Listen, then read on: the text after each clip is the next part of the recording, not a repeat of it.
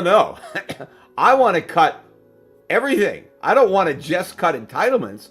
I want to cut across the board. Get rid of it. We're broke. We can't afford it.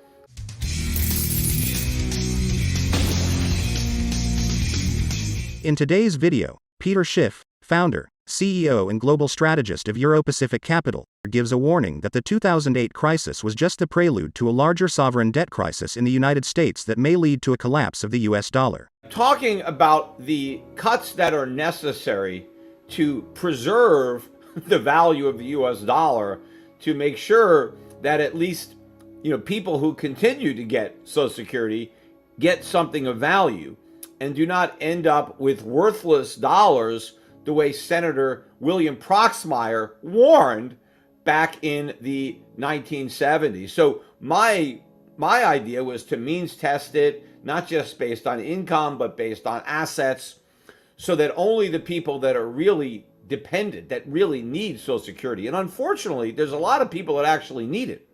That wouldn't be the case if we didn't have it. Had the government never had Social Security, the people who now need it probably would be self-sufficient, because had they had all that income to invest while they were working, instead of being forced to give it to the government that squandered it on a Ponzi scheme.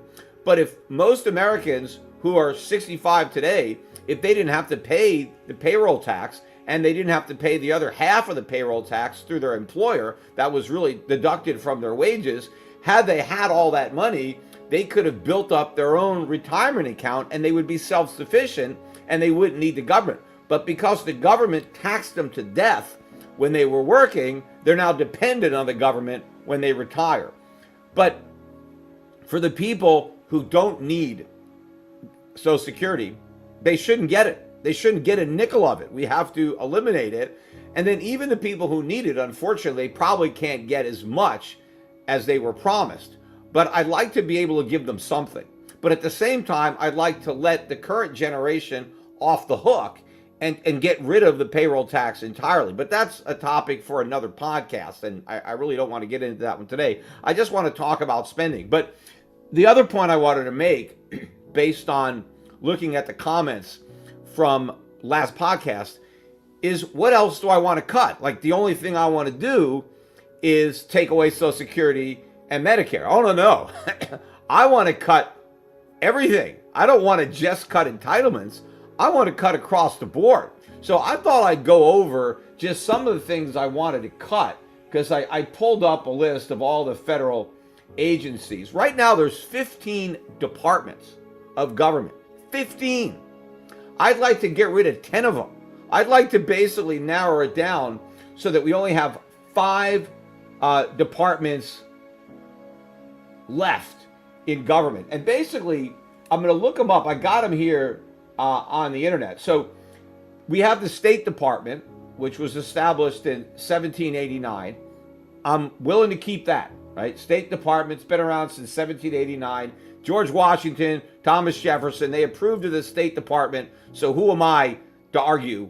We're going to keep the State Department. I want to keep the Treasury Department, even though they've done an awful job. In fact, we don't even really have a Treasury Department anymore. We have a debt department, because all we have is debt. In fact, they should rename the Secretary of the Treasury to the Secretary of the Debt, right? Because the Treasury is bare. And the job of the Secretary of the Treasury is to sell debt, is to get people to loan us more money so that we can pay back the money that we've already borrowed, right? It's a perpetual Ponzi scheme. That's why I always joked that the most qualified person for Secretary of Treasury was Bernie Madoff. Although he's dead now, so although who knows, maybe a dead Bernie Madoff would still be better than a living Janet Yellen. But another person potentially who could be Secretary of the Treasury, I'm not sure if he's going to go to jail or not, but he certainly might be qualified for this job, although he didn't get away with his scheme anywhere near as long as Bernie Madoff. And that's what's his name, Bankman-Fried. Maybe we should make him the next Secretary of the Treasury. But anyway, I want to keep the Treasury Department. We actually need it to help, in my mind, repay and restructure all this debt, right? So we can actually get back to having an actual treasury. So I'm going to keep that.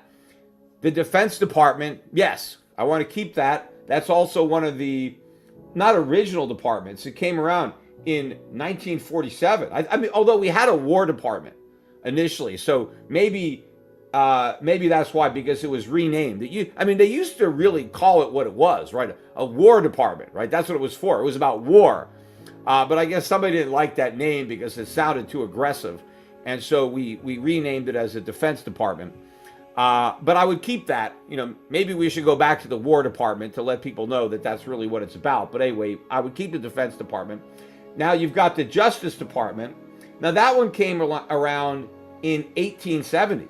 So we went a long time in this country without a Justice Department, right? We didn't have one until 1870. So we probably could get by without a Justice Department, but I'm willing to keep it. Even though, my father used to call it the Injustice Department, I think we can reform it, but I'm okay with the Justice Department. Now, that's basically it. Now, here's the rest of the departments. There's a Department of Interior, a Department of Agriculture, and a Department of Commerce. The Interior Department was started in 1849, Agriculture 1862, and Commerce 1903.